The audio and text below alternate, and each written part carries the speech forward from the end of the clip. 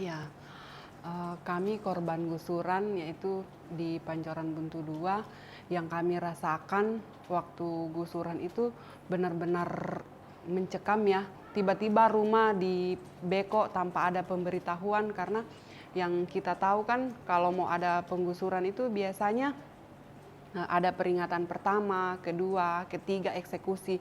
Ini tuh sama sekali nggak ada ya. Jadi benar-benar kaget, benar-benar kayak eh, masa iya sih kita ini loh manusia, masa benar-benar diusir secara paksa dan tiba-tiba seperti ini. Itu yang bikin benar-benar trauma tersendiri. Tadinya kita tuh berpikir oh ya udah kita pindah gitu, tapi setelah dipikir-pikir ngontrak di luar itu mahal kan, mahal-mahal, dan akhirnya oh ya udah kalau kita bisa melawan mempertahankan rumah-rumah kita kenapa enggak gitu. Akhirnya setiap kali ada beko atau ormas atau pihak dari polisi yang datang ke Pancoran, akhirnya tuh ibu-ibu maju. Masa iya sih ormas-ormas itu mau mukul, mau nonjok gitu. Atau polisi itu tiba-tiba mau tembak kita atau gimana itu.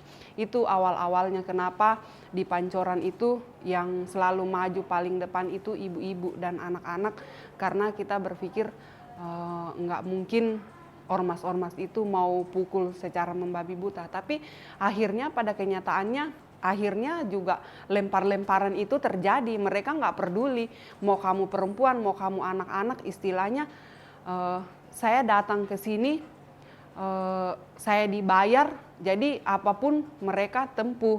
Yang penting kalian pergi dari sini. Tapi akhirnya sampai saat ini kita bisa bertahan itu karena emak-emak itu benar-benar kekuatan yang ada di Pancoran itu emak-emak atau ibu-ibu. Itu sih. Kalau dari aku sendiri pribadi, mungkin ini pengalaman pertama aku untuk selama ini memang ikut aksi-aksi Papua. Dari 2016 memang sering terlibat dalam aksi-aksi Papua, tapi yang lebih menjadi pengalaman pribadi pertama itu tahun 2019 waktu ujaran rasis di Surabaya.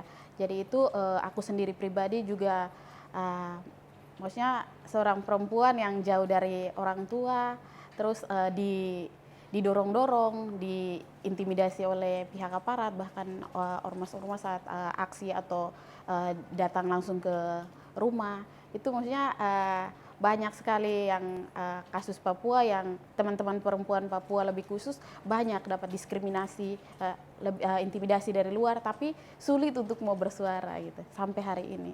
Karena itu rasa trauma, takut, bahkan kadang kembali lagi ke orang tua, kan dia izinin nggak kita mau support nggak kita untuk mau tetap bersuara walaupun ada tekanan dari luar, tapi kalau kita bisa bersuara kenapa tidak gitu. Jadi sampai sekarang bukan hanya di Jakarta saja, tapi lebih parahnya tuh di Papua, karena maksudnya dia bisa langsung diperkosa, dibunuh di tanah dan di negerinya sendiri. Tantangannya itu dalam satu hari kami pernah dapat surat panggilan dari Polres ya. Itu bikin trauma tersendiri ya. Tantangannya tuh, waduh, apa iya kita mau dipenjara? Apa iya kita mau ditangkap begitu saja?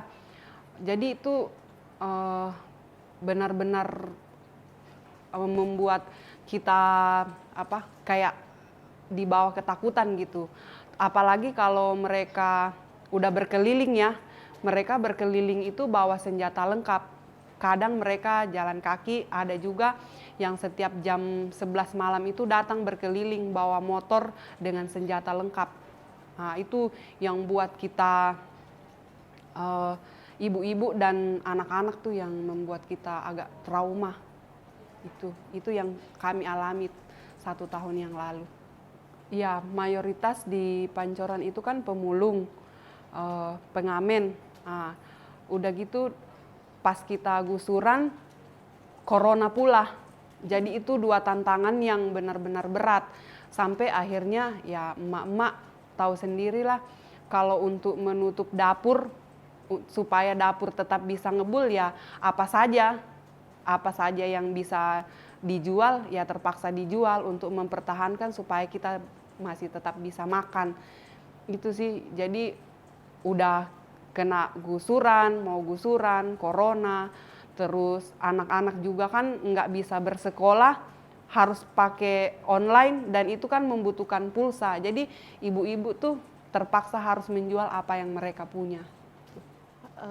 Kalau tantangan untuk teman-teman perempuan itu sebenarnya banyak karena kalau mau bicara Papua kadang suka sendiri sakit hati dan kecewa sendiri. Maksudnya kan luka yang sebenarnya sudah kering tapi dikupas lagi supaya berdarah lagi.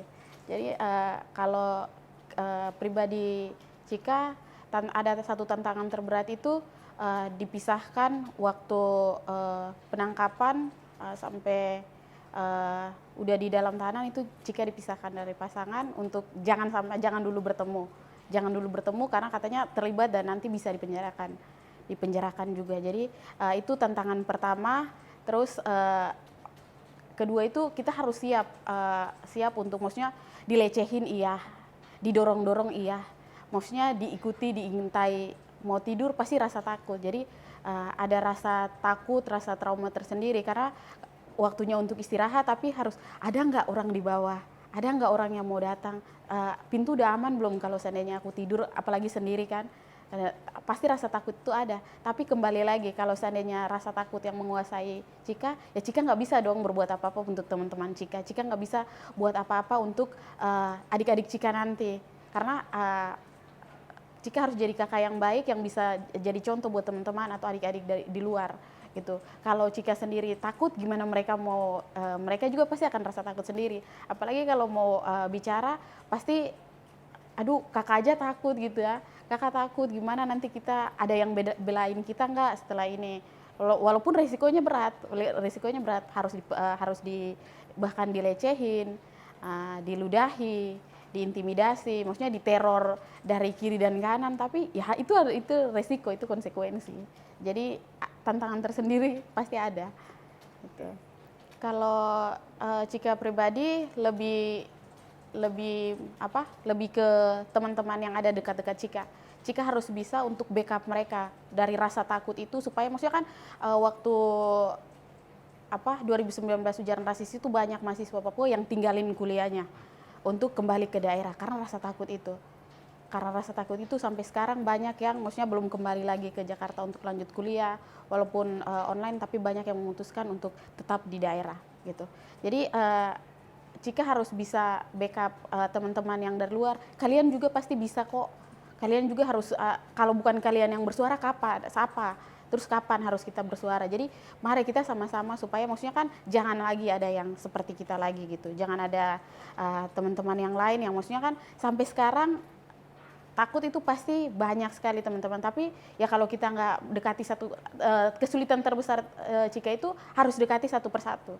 Karena teman-teman Papua itu sulit untuk maksudnya langsung percaya kepada orang, itu sulit sekali. Jadi mau bahkan keluarga sendiri kan mereka masih sulit untuk, jadi masih jadi PR sampai sekarang. Kenapa maksudnya untuk teman-teman harus lebih berani lagi, resiko harus siap diterima sama-sama. Jadi Cika selalu bilang bahwa teman-teman itu tidak pernah sendiri. Di luar kita masih ada teman-teman lagi yang akan backup. Jadi mulai dari sekarang, kalau bukan sekarang kita lakuin, kapan gitu.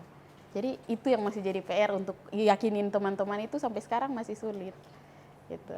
Ya, untuk yang kami lakukan di Pancoran itu saling memberi semangat ya, memberi semangat supaya ibu-ibu itu tetap semangat dalam memperjuangkan, jangan karena kita udah mulai agak tenang terus akhirnya agak kendor gitu. Tapi Mami Santi terus sama ibu-ibu yang lain saling memotivasi supaya kita tetap bisa bertahan, supaya kita bisa tetap tinggal di tanah yang kita tempati saat ini, karena kita berpikir kalau kita pindah dari sini atau kita dipindahkan secara paksa dari sini, ngontrak di luar sana itu mahal. Dan apakah jika kita direlokasi ke rusun, apakah kita boleh bawa gerobak kita? Karena di Pancoran itu kan mayoritas pemulung, nggak mungkin dong kita mau bawa gerobak kita ke rusun walaupun mungkin apa iya dibolehkan gitu. Jadi kita ibu-ibu dan warga Pancoran semuanya tuh tetap berharap kami bisa tetap tinggal di situ, kita tetap mengupayakan supaya kita tetap bisa ada di tanah Pancoran. Itu sih. Jadi saling mensupport supaya kita tetap gimana caranya supaya kita tetap bisa bertahan di situ. Dulu waktu Mami Santi belum mengalami langsung tuh kayaknya biasa-biasa aja ya dalam menyikapi atau menanggapi yang tertindas di luar sana. Tapi setelah mengalami langsung terus mendengar cerita Kak Cika itu benar-benar itu gimana ya, nggak habis pikir kok negara ini membiarkan gitu perempuan atau anak-anak itu tertindas, apalagi sampai kayak dijauhi, kayak di lain dari yang lain itu. Perasaan yang saya pribadi rasakan itu benar-benar nggak bisa terima kok negara diam aja, sedangkan kita itu sama-sama warga negara Indonesia, tapi kenapa kita harus dibeda-bedakan? Itu yang sampai sekarang terkadang Mami Santi tuh kalau malam kadang merenung itu nggak bisa terima. Kenapa sih kita itu harus dibeda-bedakan? Kenapa harus membeda-bedakan ras gitu? Padahal kita itu sama saja, mau putih mau hitam semua sama.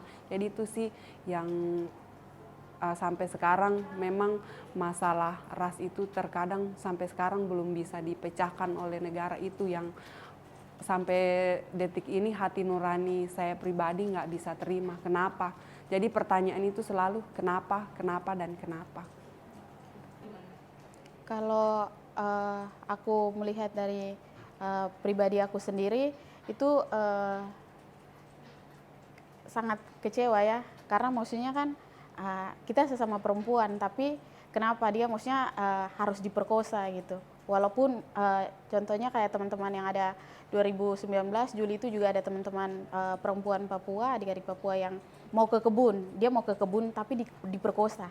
Sebelum sampai di kebun dia harus diperkosa di jalan gitu, diperkosa oleh aparat gitu. Itu kan satu, aduh, kayak maksudnya gimana ya, kok bisa anak di bawah umur diperkosa terus dibiarkan begitu saja. Sedangkan nanti kedepannya pasti rasa trauma itu ada. Terus itu sadarkan kembali ke Cika. Kalau saya selama ini kan Cika sebelum kena kasus yang rasis kemarin biasa-biasa aja kan. Kayak tadi Mami Santi juga ngomong sebelum kena ini juga kan biasa-biasa aja. Tapi setelah terlibat terus alamin sendiri kan jadi sadar. Oh ternyata di luar sana banyak yang lebih parah kasusnya daripada Cika gitu. Di luar banyak yang maksudnya sampai maksudnya harus dibunuh, diperkosa, harus lari dari tempat tinggalnya, harus dibakar rumahnya. Itu kan banyak, tapi itu sadarkan kembali ke Cika bahwa Cika nggak pernah sendiri. Pasti ada teman-teman yang punya alamian hal yang sama tapi dengan cara yang berbeda.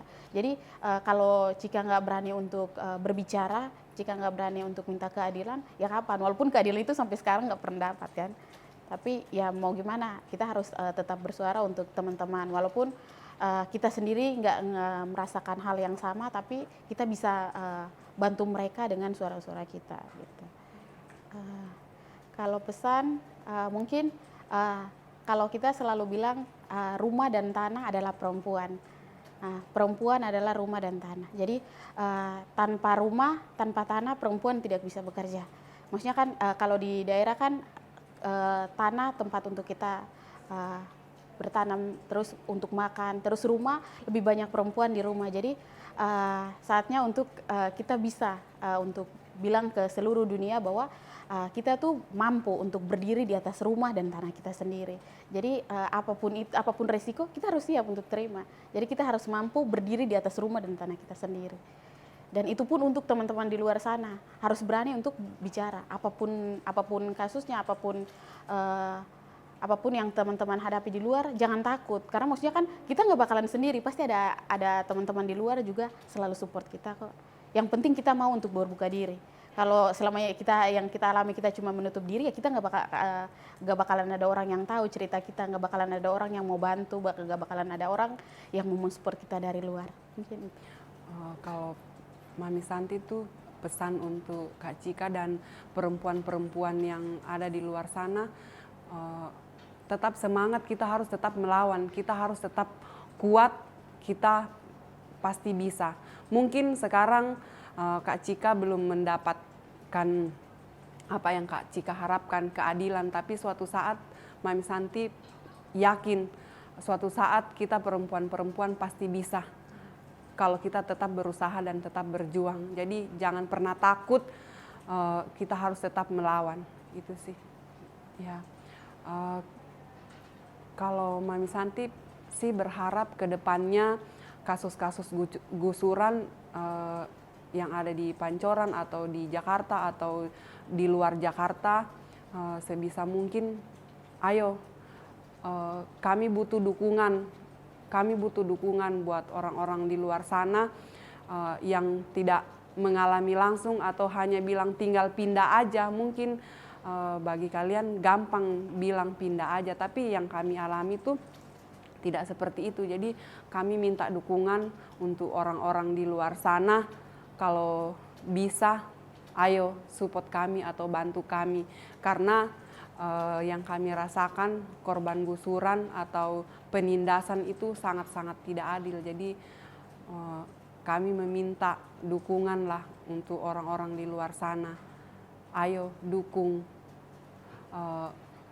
korban-korban gusuran yang ada di Jakarta atau bahkan di luar Jakarta, di daerah-daerah, karena gusuran nggak hanya di Jakarta aja, di daerah pun banyak.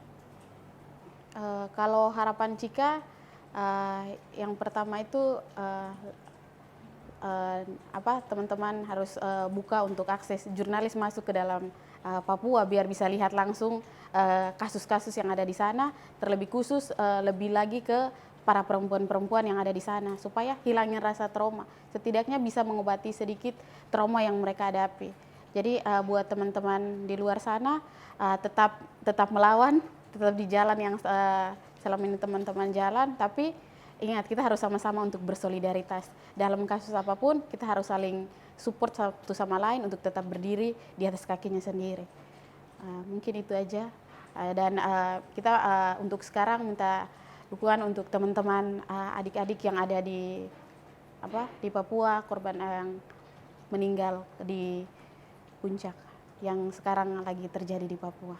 Mungkin itu aja yang Cika bisa, itu harapan sih, semoga dilihat oleh teman-teman yang ada di luar supaya jangan ada lagi korban selanjutnya.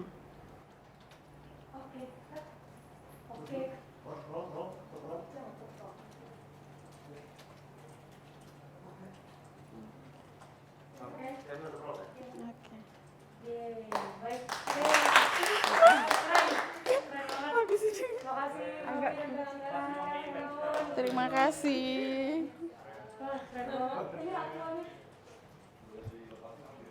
Ya.